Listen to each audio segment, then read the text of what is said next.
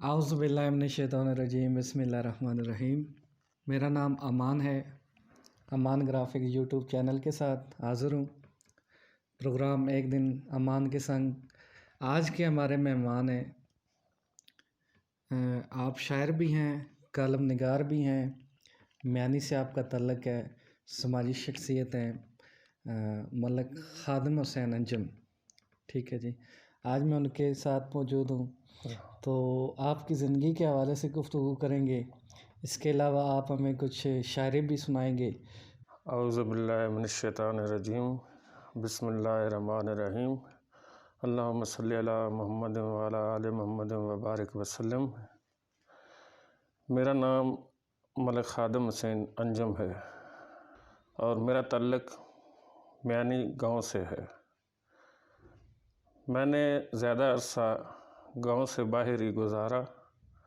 سب سے پہلے تو میں آپ کو بتاتا ہوں کہ امان بھائی نے جیسے تعارف کروایا کہ مجھے شاعری سے لگاؤ ہے، کالم نگاری بھی ہے، اور ادب سے زیادہ لوگ نہیں جانتے مجھے یہاں پہ کہ میں اس سے منسلک ہوں، کیونکہ میرا حلقہ احباب زیادہ تر گاؤں سے باہر ہی ہے اور وہ اچھی طرح جانتے ہیں مجھے ایسے گمنام شاعر کے طور پر آپ جان سکتے ہیں۔ تو پہلے تو سب سے پہلے میں ان کا شکریہ ادا کرتا ہوں کہ مجھے انہوں نے اس قابل سمجھا۔ اور مزید اپنے تعارف سے پہلے ایک ڈیڈیکیشن ہی کر دیتا ہوں امان بھائی کے لیے۔ وہ احمد فراز صاحب کہتے ہیں نا کہ زندگی سے یہی گلہ ہے مجھے، تو بہت دیر سے ملا ہے مجھے، ہم سفر چاہیے ہجوم نہیں، ایک مسافر ہی قافلہ ہے مجھے، اور تو محبت سے کوئی چال تو چل، ہار جانے کا حوصلہ ہے مجھے، اور کون جانے کہ چاہتوں میں فراز، کیا گنوایا ہے کیا ملا ہے مجھے۔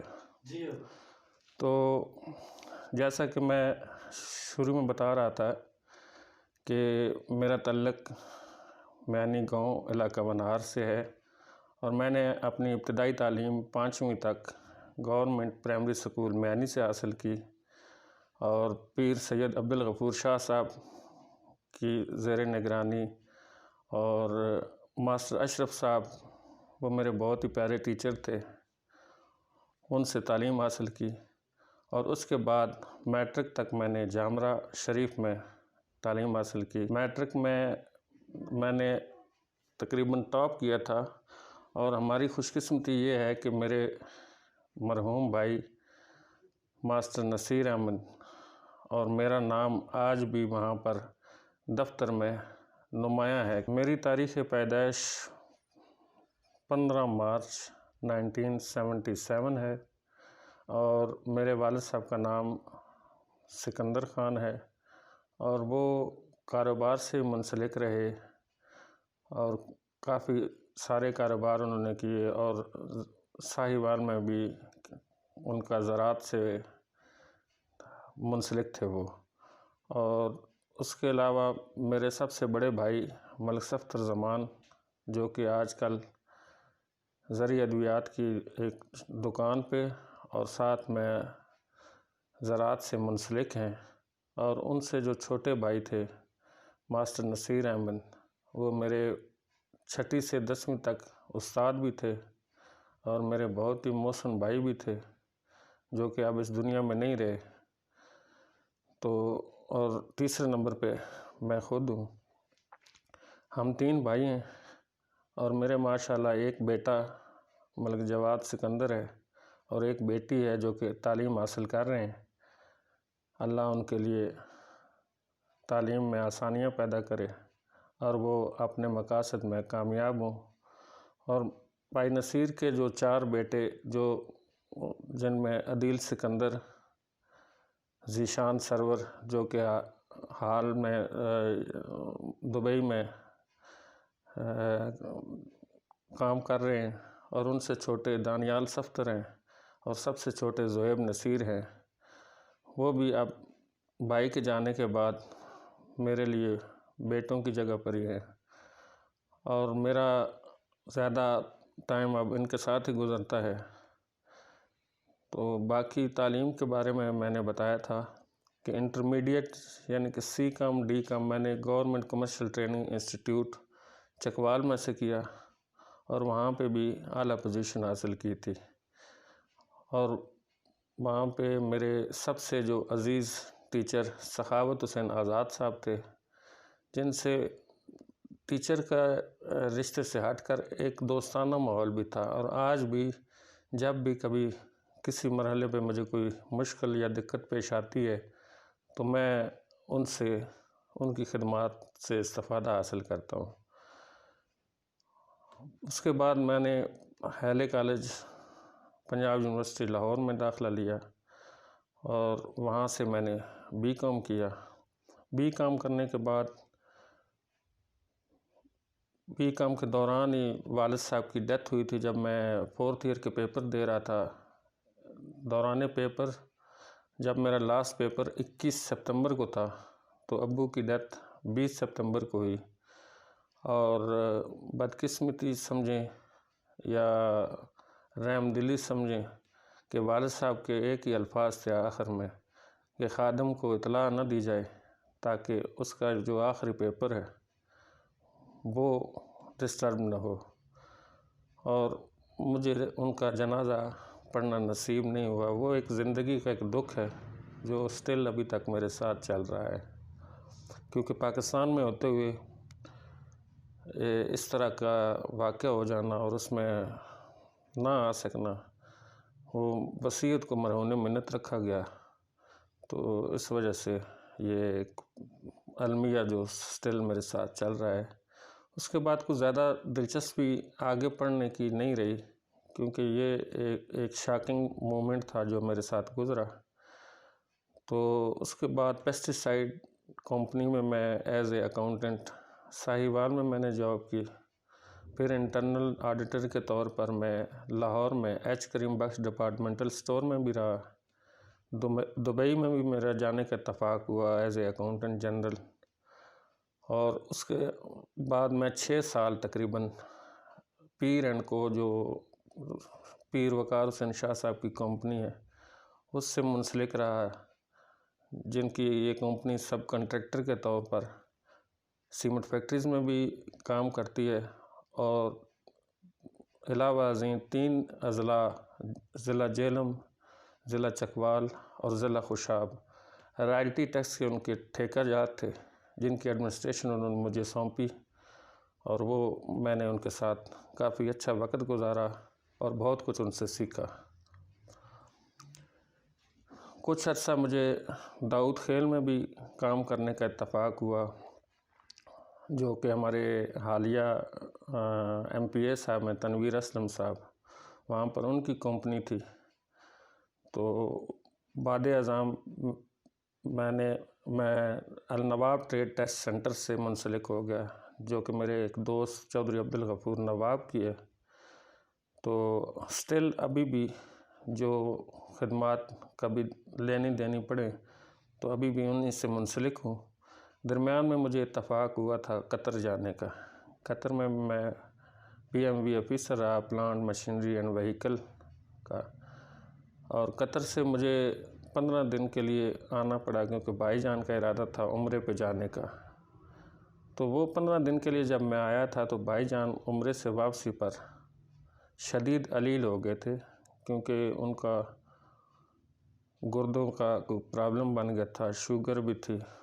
پھر 1 سال اور تقریباً 6-7 ماہ انہی کے ساتھ مختلف ہاسپٹل میں گیا، زندگی موت کی کشمکش دیکھی، اور حتی المقدور کوشش تھی کہ کسی طریقے سے ان کی جان بچ سکے، لیکن وہ جان بر نہ ہو سکے۔ یہ 1 دسمبر 2019 کی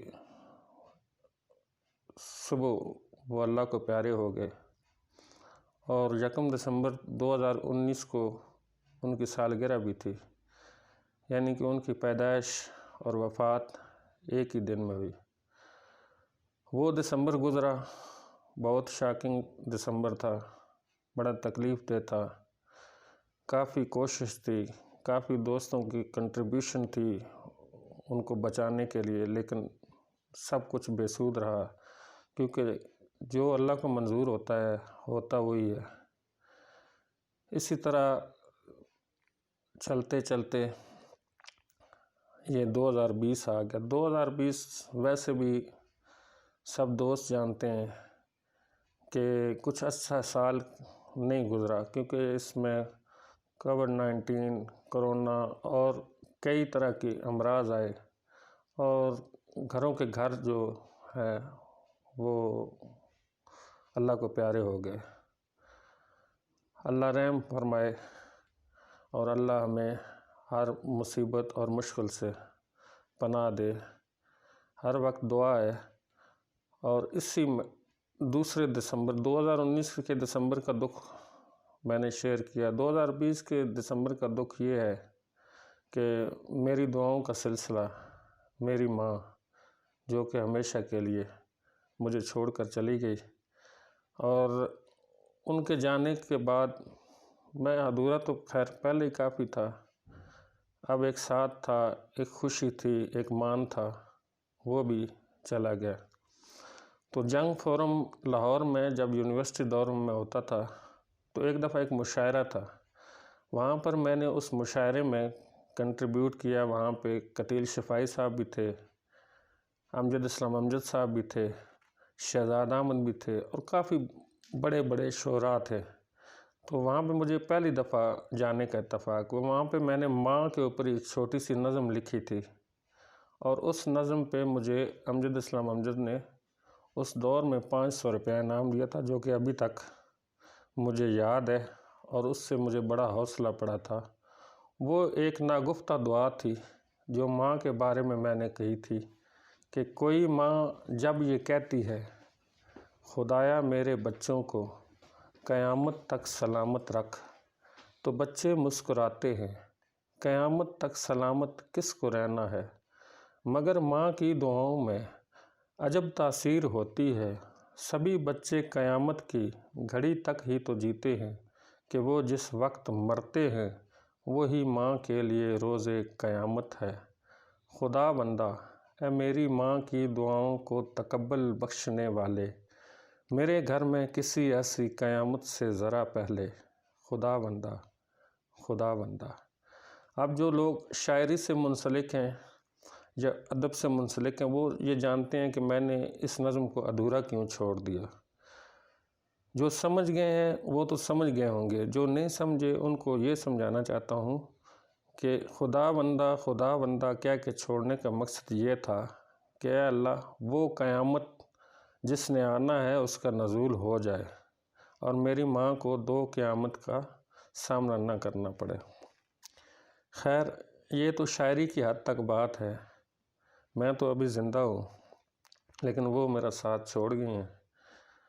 ابھی جب کوئی بندہ کہتا ہے کہ دعاؤں کا سلسلہ بند ہو گیا تو میرا اس پہ اعتقاد بھی نہیں، یقین بھی نہیں، کیونکہ شروع دن سے ان کی دعائیں میرے ساتھ ہی تھیں اور مجھے ایک ہمت سی بن جاتی تھی، اور ان کے نہ ہوتے ہوئے بھی ایک احساس ہے ان کے ہونے کا، اور اللہ کرے کہ وہ احساس قائم رہے، کیونکہ سارا رشتہ ہی احساس کا ہوتا ہے، خواہ کوئی خونی رشتہ دار ہو، خواہ کوئی دوست ہو، جس سے بھی آپ کا تعلق ہے ایک احساس کی بنیاد پہ ہے۔ جہاں پہ احساس ختم ہو جاتا ہے وہاں پہ رشتہ ختم ہو جاتا ہے، اور یہ کافی میرا خیال ہے سیڈ گفتگو ہو رہی ہے، اور حالات و واقعات ہی کچھ آج کل ایسے ہیں کہ ہر بندے کے واقعات ہی کچھ ایسے ہیں، کیونکہ میری کوشش رہی ہے کہ میں نے شاعری میں ہر وہ چیز چوز کی ہے جس کے اندر میننگز ہوں، کوئی مقصد ہو، اور خود بھی وہ کچھ لکھنے کی کوشش کی ہے جس سے کچھ مطلب اخذ ہوتا ہو، با مقصد چیز، جس شاعری ہو، کالم نگاری ہو یا گفتگو ہو، جس سے اگلے بندے کو پہ اثر کرے۔ جیسے وہ علامہ اقبال صاحب کہتے ہیں نا کہ دل سے جو بات نکلتی ہے اثر رکھتی ہے، پر نہیں طاقت پرواز مگر رکھتی ہے۔ تو کوشش کرنی چاہیے کہ ایسے ماحول میں گفتگو بھی ایسی کی جائے، ادب سے اگر منسلک ہیں تو ایسا مواد پیدا کیا جائے جس سے سمجھنے والے کو یہ تاثیر پیدا ہو۔ آج کل میں نے کافی لوگوں کو بیٹھے دیکھا ہے کہ مسکراتے ہیں، ہر بندے کے پیچھے کچھ نہ کچھ غم ہوتے ہیں، لیکن مسکرا سب رہے ہیں۔ تو اس مسکرانے پہ ایک شاعری تھی میری، ایک وہ قطعہ ہے کہ کیسے ممکن تھا کسی شخص کو اپنا کرتے، آئینہ لوگ تھے کیا لوگوں سے دھوکہ کرتے، سرے بزم ہنستے رہے انا کی خاطر، ورنہ حالات تو ایسے تھے کہ رویا کرتے۔ اور میری زندگی میں 2-3 واقعات، ایک تو جنگ فورم والا میں نے آپ کو بتایا جس میں نے اپنی شاعری کو اجاگر کیا تھا، اور دوسرا چانس جو بڑا بنا تھا وہ قطر میں ایک کمپنی تھی میرے ایک دوست کی، میں اس سے ملنے کے لیے گیا تھا اتفاق سے۔ وہاں پہ ہم سارے بیٹھے ہوئے تھے تو باہر شور شرابہ تھا، تو میں نے پوچھا یار باہر کیا ہو رہا ہے؟ تو وہ بولتے ہیں کہ سپرائٹ جو کولڈ ڈرنک ہے ان کی ایڈورٹائزمنٹ ہے، اور شعیب اختر جو کہ کرکٹر ہیں وہ آئے ہوئے ہیں اور کمپٹیشن ہو رہا ہے، تو پوئٹری بھی ہو رہی ہے، میوزک بھی ہو رہا ہے، سارا کچھ ہو رہا ہے۔ تو سب نے کہا کہ آپ بھی حصہ لیں۔ میں نے کہا یار میری کمپنی اور ہے اور یہ کمپنی اور ہے، تو یہاں کیونکہ پاکستان جیسے رولز تو دوسرے کنٹریز میں ہوتے نہیں ہیں، کوئی مجھ سے پوچھ لے گا کہ آپ کدھر سے آئے ہیں تو میرے لیے مسئلہ کھڑا ہو جائے گا، لیکن سب نے شورٹی دی کہ آپ اوپر جائیں، آپ اس میں مقابلے میں حصہ لیں۔ وہاں پہ انڈین بھی تھے، بنگلہ دیش کے بھی تھے اور دوسرے ممالک کے بھی، سب اپنے اپنے فن پارے بیان کر رہے تھے، پوئٹری بیان کر رہے تھے۔ جب میرا نمبر آیا تو مجھ سے شعیب اختر نے پوچھا کہ آپ کیا سنائیں گے؟ تو میں نے کہا جی شاعری سناؤں گا۔ تو سارا جو پنڈال تھا وہ خاموش تھا، پہلے سن رہا تھا شاعری لیکن وہ لگتا تھا کہ ان کو کوئی مزہ نہیں آ رہا۔ تو وہ سب سے پہلے تو مذاق میں بات چلی جاتی ہے، کیونکہ ایک تو وہ میرے سر پہ بال بھی نہیں ہے، کیونکہ یہ وراثت میں ایک چیز ملی ہے، خاندانی مسئلہ ہے۔ تو میں نے ایک شعر پڑھا تھا کہ کون کہتا ہے کہ محبوب میرا گنجا ہے، اور کیپ پہنی ہوئی تھی، کیپ اتار کے دوسرا شعر پڑھا کہ کبھی چاند کے بھی بال ہوا کرتے ہیں۔ تو سارا پنڈال مسکرانے لگ گیا اور کلیپنگ ہونے لگی۔ میرے اندر تھوڑا سا حوصلہ پیدا ہوا، میں نے کہا چلیں جی یہ تو ایک اچھی بات ہے۔ پھر ایک نظم میں نے وہاں پہ سنائی تو اس پہ بھی کافی مجھے داد ملی۔ وہ نظم کچھ ایسی تھی کہ آج کل تو خط و کتابت کا دور رہا نہیں، آج کل تو میسیجز ہیں، واٹس ایپ ہے، یہ کچھ چل رہا ہے، وہ کچھ، نہ کارڈز ہوتے ہیں نہ کچھ ہوتا ہے۔ یہ یونیورسٹی دور کی بات تھی کہ کبھی کسی کو آپ نے پرپوز کرنا ہے یا کسی کو آپ نے کسی کو پسند کرتے ہیں اور اس کو لیٹر لکھنا چاہتے ہیں یا خط لکھ کے دینا چاہتے ہیں، تو اس شاعری کی زبان میں ایک نظم تھی کہ کبھی جب سب سے چھپ چھپ کر مجھے تم دیکھنا چاہو، کبھی جب روبرو اپنے مجھے پاؤ تو شرم آؤ، کبھی سوچو کہ ہائے کس طرح کروں بات ان سے، کبھی بات کہتے کہتے رک جاؤ نہ کہہ پاؤ، تو تم اتنا سمجھ لینا تمہیں مجھ سے محبت ہے، کبھی جب رات بھر تم چاند میں دیکھو میرا چہرہ، کبھی سوچو کہ کیسے توڑ دوں میں لاج کا پہرا، کبھی جب میرے آنے کی تہہ دل سے دعا مانگو، میرے آنے پہ چاہو وقت رہ جائے یہیں ٹھہرا، تو تم اتنا سمجھ لینا تمہیں مجھ سے محبت ہے، کبھی جب میرا تصور نئے سپنے دکھا جائے، کوئی سپنا اگر تم کو میری دلہن بنا جائے،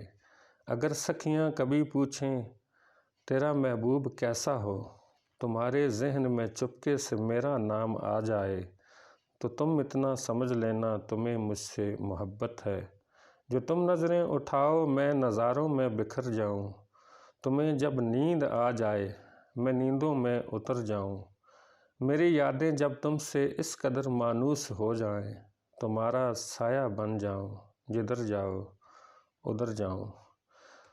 ایک یہ نظم تھی، اس پہ بھی کافی داد ملی۔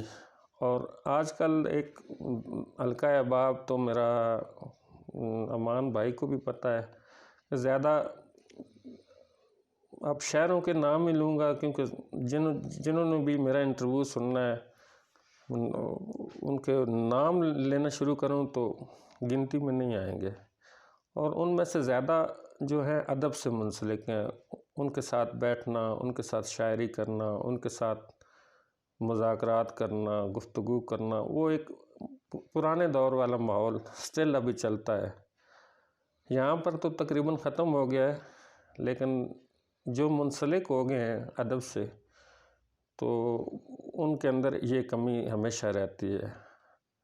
اس میں بہاول نگر بھی لے لیں، آپ میلسی بھی لے لیں، لاہور تو میرا فیوریٹ ہے کیونکہ میں نے وہاں پہ BCom بھی کیا، لاہور کو گھوما بھی بہت، لاہور نے مجھے سکھایا بھی بہت کچھ، اور راولپنڈی میں بھی لے لیں، اور کافی سارے ہانگ کانگ میں میرے ایک دوست بیٹھے ہوں، ترکی میں میرا ایک بہت ہی محسن جس کا احسان میں ساری زندگی نہیں بھول سکتا اور نہ یہاں پہ مناسب سمجھتا ہوں بیان کرنا۔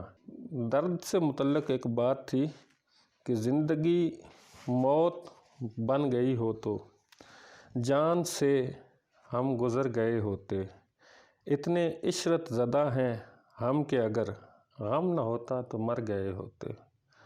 اور جو لکھنے سے متعلق کہ میں انشاءاللہ ان فیوچر جب ٹائم ملا لکھ کے کتابی شکل میں کچھ نہ کچھ دوں گا، تو میں نے کہا میں تیرے ذکر کے زنداں میں مقید ہو کر ایک دیوان سخن ایسا قلم بند کروں، جو سنے اس میں تیری دید کی خواہش جاگے، جو پڑھے تیری اسیری کے بہانے ڈھونڈے۔ اور محسن نقوی کا بھی ایک شعر مجھے بہت پسند ہے کہ خوشی ملی تو کئی درد مجھ سے روٹھ گئے، دعا کرو کہ میں پھر سے اداس ہو جاؤں۔ دوستوں کے ساتھ بیٹھنا، ان کے ساتھ شاعری شیئر کرنا، اور جب یہ بھی ایک المیہ سمجھیں کہ بس شاعری شیئر کی تو ساتھ میں قلم بھی آ گیا، پیپر بھی آ گیا کہ یہ لکھ کے دیں، تو اب یہ جو پریشانی ہے سب کی تقریباً ختم ہو جائے گی انشاءاللہ۔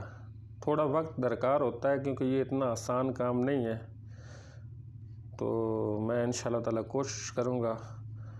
تو ایک دو جو اپنی ایک غزل آپ کو سناتا ہوں کہ میں نے یہ یونیورسٹی دور میں لکھی تھی، اور یہ تقریباً اب میرے لیے حقیقت پر مبنی ہوگی کیونکہ سمجھدار کے لیے اشارہ ہی کافی ہوتا ہے۔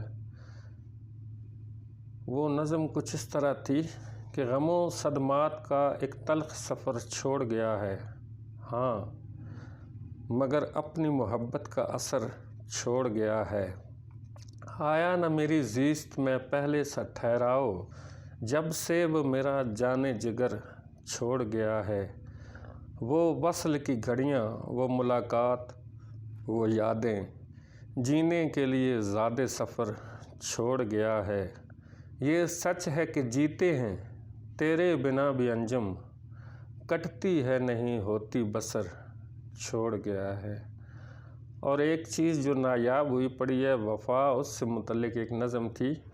وفا کی مالا سے زندگی میں محبتوں کے نشاں ہیں باقی، بہار کی صبح قریب تر ہے، ذرا سی اڑیل خزاں ہے باقی، اور پجاری ہم تو وفا کے ٹھہرے، وفا ہی اپنا شعار ہر پل، وفا پہ اب تک ہیں قائم ہم تو، مگر جفا کی گراں ہے باقی، خلوص کا گر حصول ہو تو حیات انجم نکھر سکے گی، مگر حصول خلوص کا تو ہر ایک جانب فغاں ہے باقی۔ شاعری کچھ اپنی ہے، کچھ انتخاب کیا ہوا ہے میں نے، اور جو میں نے پہلے بتایا تھا کہ انتخاب بھی وہ کیا ہوا ہے جس میں کچھ نہ کچھ مقصد بیان ہوتا ہے۔ تو سنانے کو تو امان بھائی بھی ادھر ہی ہیں، اور صبح بھی ہو سکتی ہے، صبح سے کل شام بھی ہو سکتی ہے، تو یہ سلسلہ چلتا ہی رہے گا، لیکن اب چونکہ منظر عام پہ آیا ہوں تو ساتھ ساتھ میں آپ کو اپنی شاعری سے مستفید کرتا رہوں گا۔ اور ایک دو جو میری سلیکٹیو نظم ہے وہ میں بہت ضروری سمجھتا ہوں، کیونکہ اکثر دوست جو ہیں اسی کی فرمائش کرتے ہیں. بسا اوقات وہاں پہ وہ مجھے فون کرتے ہیں، لائیو کال کر کے کہتے ہیں کہ جی ہمیں وہ سنائیں. وہ ایکچولی امجد اسلام امجد صاحب کی ہے کہ ایک سانپ سیڑھی کی کھیل ہے لوڈو میں.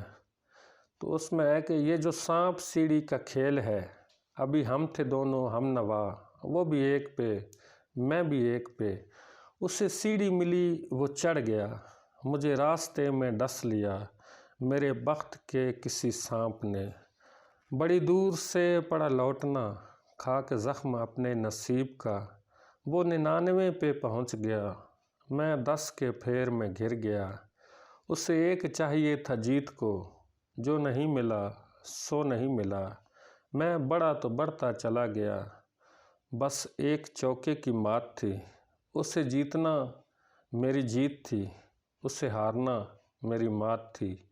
میں نے جان کے گوٹ غلط چلی اور سانپ کے منہ میں ڈال دی، یہ جو پیار ہے کبھی سوچنا یہ بھی سانپ سیڑھی کا کھیل ہے.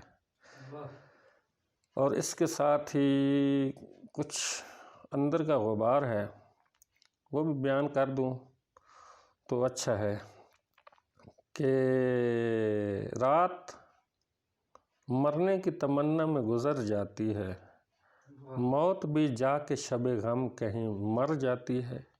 اور آپ کیوں پوچھنے آئے ہیں محبت کا مزاج، جو میرے دل پہ گزرنی ہے گزر جاتی ہے. یوں پریشاں ہے وفا تیری توجہ کے بغیر، جیسے ٹوٹی ہوئی تسبیح بکھر جاتی ہے. اور جب تنہائی میں ہوتا ہوں تو موسیقی تو خیر وہ بھی بامقصد سنتا ہی رہتا ہوں. تو ایک محمد علی شاہ کی گا رہا تھا تو میں سن رہا تھا، تو اس کے ایک ایک لفظ کو میں نے اتنے غور سے سنا کہ وہ مجھے یاد ہی ہو گیا. وہ یہ تھا کہ ہم رات بہت روئے، بہت آہ و فغاں کی، دل درد سے بوجھل ہو تو پھر نیند کہاں کی. اور اے دوستو اے دوستو اے درد مسیحو، گلیوں میں چلو سیر کریں شہر بتاں کی، اور اس گھر کی کھلی چھت پہ چمکتے ہوئے تارو، کہتے ہو کبھی جا کے وہاں بات یہاں. آخر میں یہی ایک میسج دینا چاہوں گا، کیونکہ بیسیکلی ہم ملک پاکستان سے تعلق رکھتے ہیں. باہر جانے کا مجھے اتفاق ہوا، اتنا زیادہ تو خیر میں نہیں رہا، دبئی میں بھی قطر میں بھی، لیکن وہاں پہ ہر ایک چیز جو ہے ڈسپلن کے تحت چلتی ہے. اور پاکستان میں کچھ ایسا نظام ہے کہ جہاں بھی جاؤ کچھ نئی دیکھنے کو ملتا ہے جو کہ باہر نہیں ملتا. تو کوشش کرنی چاہیے کہ ہر چیز ایک ڈسپلن میں آ جائے. وہ کسی شاعر نے پاکستان کا نقشہ بیان کرتے ہوئے کہا، مزاحیہ شاعر تھا، وہ کہتا ہے کہ اول رشوت آخر رشوت، ہر دم رشوت ہی رشوت، جب یہ دیکھا رنگ وطن کا میں اندر سے ٹوٹ گیا. اور ایسا بھی ایک دوست تھا میرا چند برس ہی پہلے جو رشوت لیتا پکڑا گیا اور رشوت دے کر چھوٹ گیا. تو یہ وہ خود احتسابی والا عمل ہونا چاہیے. ہر بندہ اپنے طور پر ملک سنوارے اور ملک کو تبدیل کرے، تو تب یہ ملک تبدیل ہو سکتا ہے. تو ہم کسی پر یہ گمان نہیں کر سکتے کہ وہ ایسا ہمارے لیے کر لے گا، یا جو کچھ کرنا ہے ہم نے اپنی ذات کے لیے خود ہی کرنا ہے، اچھا کرنا ہے یا برا کرنا ہے. اور بلا جواز کسی پر تجزیہ اور تبصرہ بھی نہیں کرنا چاہیے. وہ ارسطو کا قول میں پڑھ رہا تھا کہ فلاں نے معتبر بندے نے بتایا کہ کوئی برائی کر رہا تھا، تو ارسطو نے کہا کہ غیبت کرنے والا اور معتبر، تو اس طرح کی کچھ معاشرتی برائیاں ہیں جن سے پرہیز کرنی چاہیے. اور ہر ایک کو ڈیووٹڈ ہونا چاہیے اپنے طور پر، تاکہ یہ ملک اللہ کرے ترقی کرے اور اس کے حالات بہتر ہوں، اور اللہ تعالیٰ سب کو اپنے حفظ و امان میں رکھے. اور جو مشکلات اور جو پریشانیاں اور جو بیماریاں آئی ہیں، اللہ ان سب سے ہمیں نجات دلائے اور خوش و خرم زندگی سب دوستوں کے بھی ہو. اور ساتھ میں میں امان بھائی کا بہت شکر گزار ہوں کہ انہوں نے مجھے اس قابل سمجھا کہ میں اپنے خیالات کا اظہار کر سکوں